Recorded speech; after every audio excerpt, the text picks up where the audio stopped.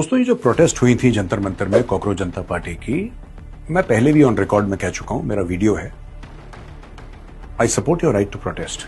आपका हक है पीसफुल प्रोटेस्ट करने का, और ये हक आपको बीजेपी या सेंट्रल गवर्नमेंट नहीं देती है, कोई स्टेट गवर्नमेंट नहीं देती। ये हक आपको कॉन्स्टिट्यूशन ऑफ इंडिया देता है, और ये कोई पॉलिटिकल पार्टी या कोई सरकार आपसे हक नहीं छीन सकती।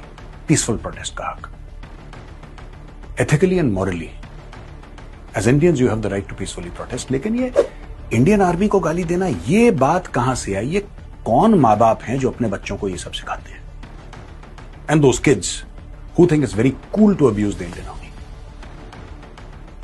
दे थिंक इट्स वेरी कूल। आपने गाली दे दी कि ये है, ये कर दूंगा, ये, बिकॉज आप इसलिए कर पाते हैं क्योंकि आपको पता है रिपरकशंस नहीं है। आपको पता है रिपरकशंस नहीं है। ये जो सो कॉल्ड बहादुरी हम देखते हैं ना अगेंस्ट द इंडियन आर्मी, ये आप लोगों की बहादुरी, मैं उनके लिए बात कर रहा हूं जिन्होंने इंडियन आर्मी को गाली दी। मेरा इस वीडियो में प्रोटेस्टर से कोई लेना देना नहीं। आप प्रोटेस्ट करिए, बिल्कुल करिए, दोबारा करिए, 10 बार करिए, that's your business, that's none of my business. लेकिन as a veteran I would like to ask you, आपके मां बाप ने क्या संस्कार दिए हैं आपको? आप गालम गलौज करेंगे, आप फौज को गाली देंगे, क्यों? वाई? इस फौज ने सिर्फ इस देश के लिए बलिदान दिया है और कभी कुछ मांगा नहीं है उसके एवज में। You should be grateful, you should be thankful. You meet a Fauji, go and say thank you. Say, sir, thank you for your service, or ma'am, thank you for your service. आप गालियां देंगे अपनी फौज को, और फिर आप गाना गाएंगे, लाजिम है कि हम भी देखेंगे। आपको पता है फैज अहमद फैज की कहानी? बड़ा शौक है फैज अहमद फैज की नज़में रिसाइट करने का, क्योंकि आपको लगता है रेवोल्यूशन। वो रेवोल्यूशन आया कहां से? Do you know that Faiz Ahmad Faiz was an officer in the British Indian Army? क्या आपको पता है? रावलपिंडी कॉन्स्पिरेसी केस क्या था आपको पता है? जब जियाउल हक था, जियाउल हक की काल कोठरी, और जियाउल हक ने जो तशद्दुद करी फैज अहमद फैज पे, उनको बैरूट जाना पड़ा। He had to live abroad. वहां से फैज अहमद फैज की शायरी निकली है। कॉन्टेक्स्ट नहीं पता, पढ़ते लिखते नहीं है, कुछ नहीं, बस वहां पे कूल बनने के लिए आपने इंडियन आर्मी को गाली दे दी। मैं वो पुरानी बातें नहीं बोलूंगा कि आप अपने घर में महफूज हैं क्योंकि इंडियन आर्मी का सिपाही बॉर्डर पे खड़ा है। मैं ये बातें नहीं बोलूंगा आपको, क्योंकि इसको समझने के लिए दिल चाहिए, इसको समझने के लिए दिमाग चाहिए, और इसको समझने के लिए ग्रेटिट्यूड चाहिए। I just think you are thankless, I think you are entitled, and I have absolutely no respect for you. मैं फिर कह रहा हूं, आप प्रोटेस्ट करिए, आपका हक है। सरकार के खिलाफ प्रोटेस्ट करिए, आपका हक है।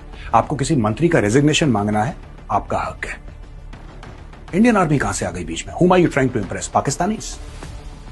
आपको क्या लग रहा है पाकिस्तानी इंप्रेस हो जाएंगे? वाह वाह, देखो कितनी डेमोक्रेसी है इंडिया में, जब मन चाहते हैं ये अपनी फौज को गाली दे देते हैं। फौज ने ऐसा किया क्या है? और मुझे आपसे गुस्सा नहीं है, मुझे आपके मां बाप पे शर्म आ रही है कि कैसे मां बाप है यार। What kind of parents are these? ये कैसे संस्कार दिए हैं आपने बच्चों को? ये कैसे पाल पोस के बड़ा किया है? अपनी फौज को गालियां देना, वो फौज भाई, जुलाई के महीने में फौज को गाली दे रहे हैं।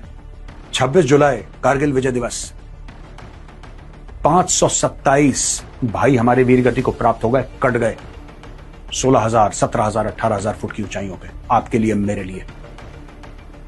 कभी किसी ने एहसान जताया? कभी किसी फौजी ने बोला कि नहीं हमने देखो तुम्हारे ऊपर एहसान करा? नहीं, फौज ने कोई एहसान नहीं करा, फर्ज था। It was for mother India. मैं सिर्फ एक बात कहना चाहता हूं, I want to request the government of India, जिन्होंने फौज को गालियां दी है ना, और उनके मां बाप को, इनको राउंड अप कीजिए और इनके लिए कंपलसरी विजिट करवाइए नेशनल वॉर मेमोरियल।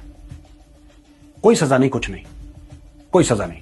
इनको और इनके मां बाप को आप बैठाइए एक बस में और बोलिए कि आइए, बाइज्जत हम आपकी एक विजिट करवाना चाहते हैं नेशनल वॉर मेमोरियल में। तब आपको पता लगेगा what are the Indian armed forces. तब आपको पता लगेगा कि अनजान आदमी के लिए, आप लोग अनजान हैं, सोल्जर आपको नहीं जानता। ये सिर्फ इंडियन आर्मी कर सकती है। Only the Indian army can do this. That a soldier of the Indian army takes a bullet on his chest for people he does not even know. वो आपको नहीं जानता, लेकिन आपके लिए जान देता है अपनी, और आप उसको गाली दे रहे हैं। आप थैंक यू बोलिए और आगे बढ़िए।